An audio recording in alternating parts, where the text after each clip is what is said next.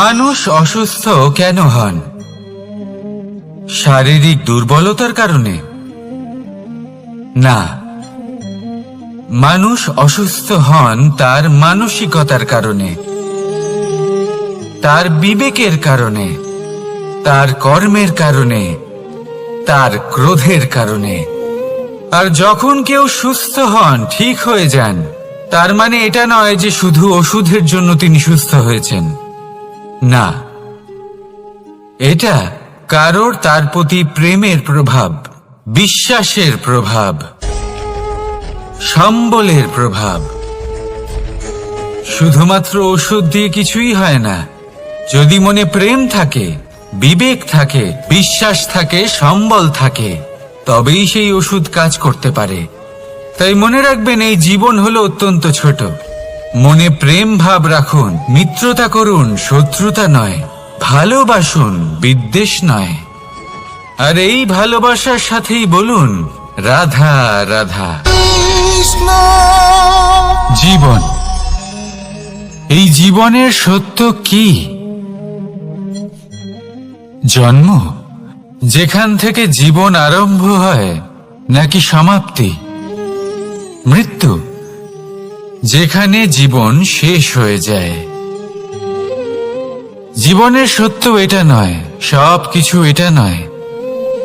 ভালো করে ভেবে দেখলে কিছুই যায় আসে না যে আপনার জন্ম কোথায় হয়েছে, কিভাবে হয়েছে। এতেও কিছু যায় আসে না যে আপনার মৃত্যু কোথায় হবে, কিভাবে হবে।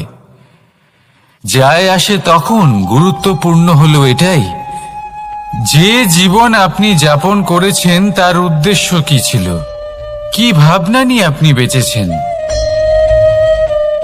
এখন যদি আপনি এমন কিছু করেন যার দ্বারা এই সংসার আপনার থেকে জীবন যাপনের প্রেরণা পেতে পারে, মৃত্যুর পরেও আপনার কর্ম দেখে তা স্মরণ করে জীবনে বাঁচতে শেখেন, তাহলে তার তাৎপর্য হলো আপনি নিজের কর্মের দ্বারা, নির্বাচনের দ্বারা অমর হয়ে গেছেন।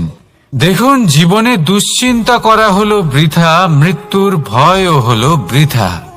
কারণ আত্মা কখনো মরে না, তাকে কেউ শেষ করতে পারে না।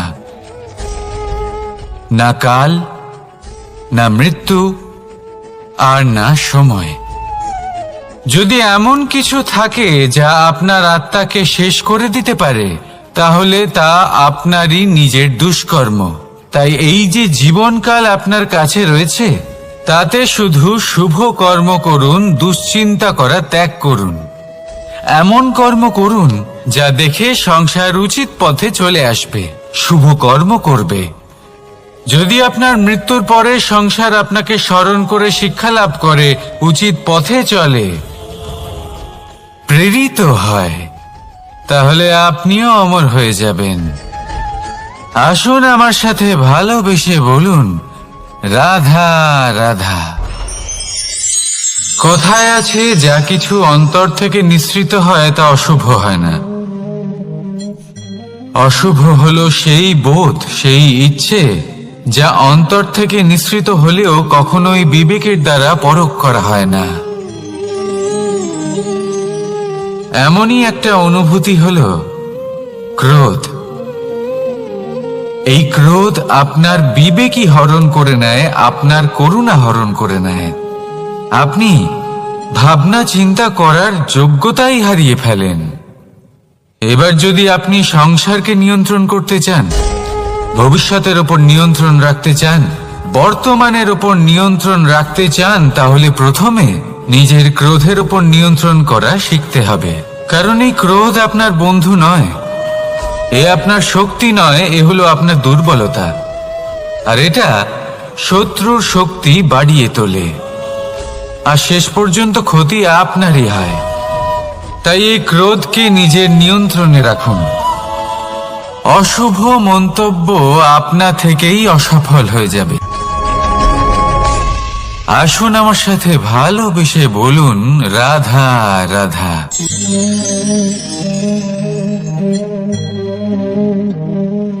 প্রশান্তি জড়িত নিদ্রা মানুষের জীবনের একটা অত্যন্ত গুরুত্বপূর্ণ সুখ।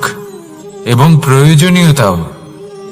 দেখতে গেলে এই সংসারের প্রত্যেক পশু পাখি, প্রত্যেক জীব অবশ্যই নিদ্রা প্রাপ্ত করেন, কিন্তু মানুষ,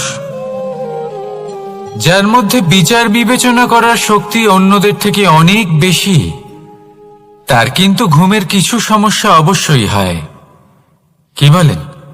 তাই তো? এবার এর কারণ কি? চিন্তা। এবার চিন্তা আমাদের সবার জীবনে আছে। আমরা সকলে জানি যে চিন্তা কখনো আমাদের সাহায্য করে না, তাও আমাদের জীবনে আছে। কেন? চিন্তার মাধ্যমে কি কখনো কোনো সমস্যার সমাধান হয়েছে? অর্থের চিন্তা করলে কি অর্থ লাভ হয়? ভবিষ্যতের চিন্তা করলে কি ভবিষ্যৎ ঠিক হয়ে যায়? স্বাস্থ্যের চিন্তা করলে কি স্বাস্থ্য নিজে থেকেই ঠিক হয়? হয় না। তাহলে এই সব কিছু থেকে আমাদের একটা ছোট্ট শিক্ষা অবশ্যই লাভ করা উচিত। আপনিও আপনার কাঁধ থেকে চিন্তার এই বোঝা নামিয়ে ফেলুন। আর ইচ্ছে, এই সব ইচ্ছে একত্রিত হয়ে আমাদের মনে চিন্তা উৎপন্ন করে। তাই এই চিন্তাগুলিকে ত্যাগ করুন।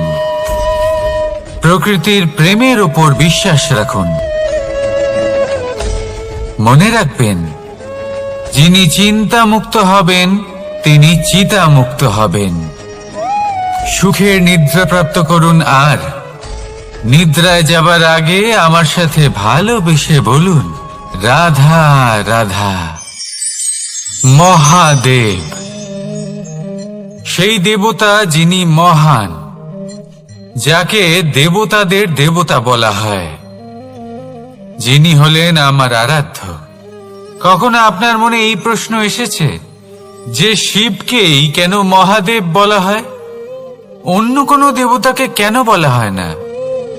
সেই কারণে, কারণ মহাদেবের মধ্যে, ওনার মধ্যে এমন এক বিশেষ গুণ রয়েছে যা অন্য কারোর নেই। তা হলো নিঃস্বার্থ হয়ে মানুষের সেবা করা। যদি প্রয়োজন পড়ে, যদি সৃষ্টির পথে বিনাশের কালো মেঘ ছেয়ে থাকে, তখন নিজের প্রাণের চিন্তা না করে হলাহল পান করার জন্য প্রস্তুত থাকেন মহাদেব।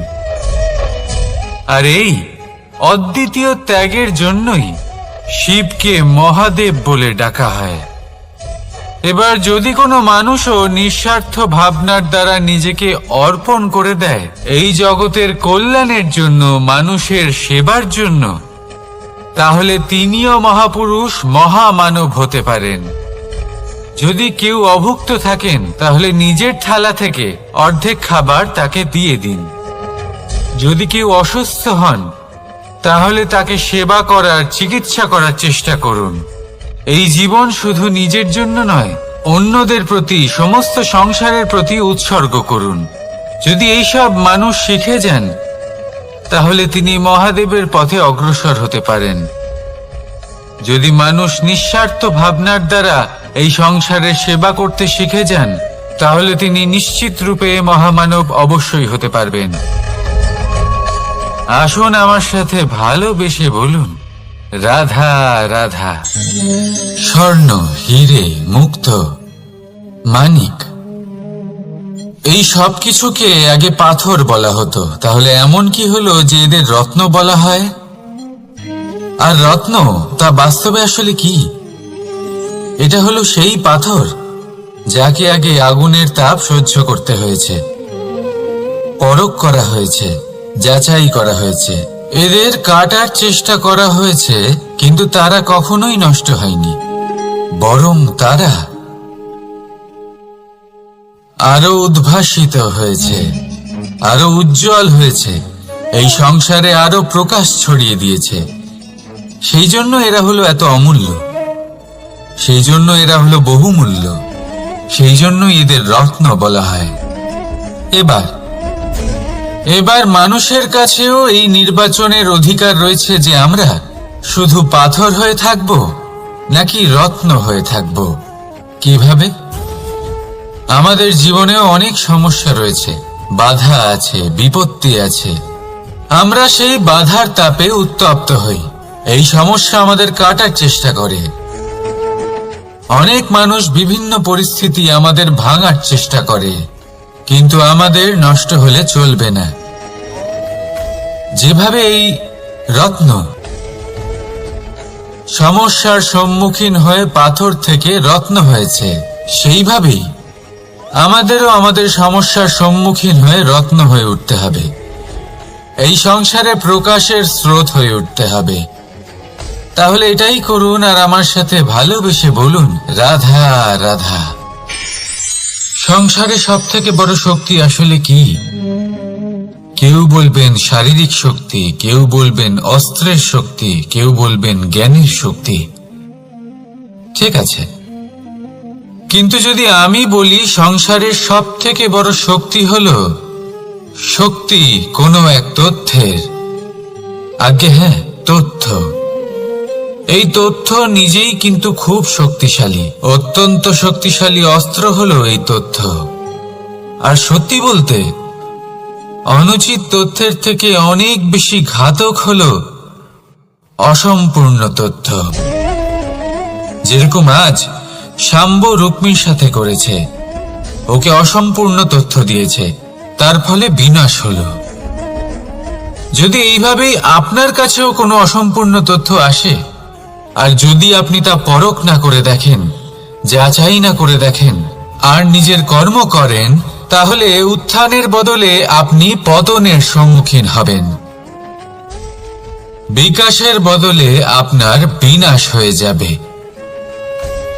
মনে রাখবেন একটা অত্যন্ত গুরুত্বপূর্ণ কথা,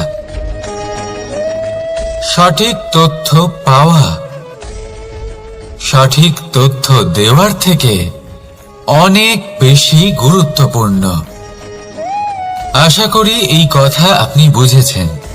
জীবনে যখনই কোনো তথ্য আপনি পাবেন, সেই বিষয়ে ভেবে দেখুন, পরখ করে দেখুন, যাচাই করুন, তারপর নিজের কর্ম করুন। আর আমার সাথে ভালোবেসে বলুন, রাধা রাধা। ধর্ম এবং প্রেম, এই দুই হলো একই মুদ্রার দুই পিঠ। যদি এদের মধ্যে কোনোটা নষ্ট হয়ে যায়, তাহলে দ্বিতীয়টাও থাকে না। কখনো ভেবেছেন এমন কেন হয়? তার জন্য আগে আপনাকে বুঝতে হবে যে ধর্ম আসলে কি। ধর্ম সেটাই যা এই সংসারের প্রত্যেক মানুষকে একে অপরের সাথে সুখ এবং শান্তিতে থাকতে প্রেরণা যোগায়। এই প্রেরণার আধার হলো প্রেম। প্রেম সেটাই যা আপনার মধ্যে অন্য কারোর প্রতি করুণাবোধ জাগিয়ে তোলে, সম্মান জাগিয়ে তোলে। এবার যদি প্রেম চলে যায়, তাহলে সবার আগে বিনাশ হবে সম্মান আর করুণাবোধের। এবার যেখানে না প্রেম রয়েছে, না সম্মান রয়েছে, না করুণা রয়েছে, সেখানে ধর্ম কিভাবে বাস করবে? অশুভ ইচ্ছে জাগ্রত হয়ে ওঠে, ক্রোধ জাগ্রত হয়ে ওঠে, অহংকার জাগ্রত হয়ে ওঠে, আর তারপর আরম্ভ হয় অধর্মের। তাই যা যা ভাবনা আপনার অন্তরে প্রবেশ করছে করতে দিন, কিন্তু যাই হোক না কেন এই প্রেমকে নিজের থেকে দূরে যেতে দেবেন না। এই প্রেমকে চিরকাল নিজের কাছে রাখুন, নিজের হৃদয়। আর এই প্রেম ভাব নিয়ে বলুন, রাধা রাধা। এই সংসারে আমাদের জীবনের সব থেকে বড় দোষ কি আপনি জানেন? কেউ বলবেন লোভ, কেউ বলবেন লালসা, কেউ বলবেন অসত্য। দেখুন, দুঃখের মূল কারণ হলো পরিশ্রম না করা। কিছু মানুষ ভাবেন যে আমি জীবনে কোনো পরিশ্রম করব না, অথচ আমি সবকিছু প্রাপ্ত করতে চাই। আর এমন এক কারণের জন্যই দূতের মতো খেলা আমাদের জীবনে প্রবেশ করার সুযোগ পায়। দূত, এই দূত আসলে কি? দূত অর্থাৎ কোনো পরিশ্রম ছাড়াই অন্য কেউ পরিশ্রম করে যা অর্জন করেছেন, যে সুখ সুবিধা অর্জন করেছেন, তা নিজের জন্য শুধুমাত্র একটা খেলার মাধ্যমে নিজের করে নেওয়ার ইচ্ছে। আর এই ইচ্ছে অত্যন্ত বিনাশকারী হতে পারে।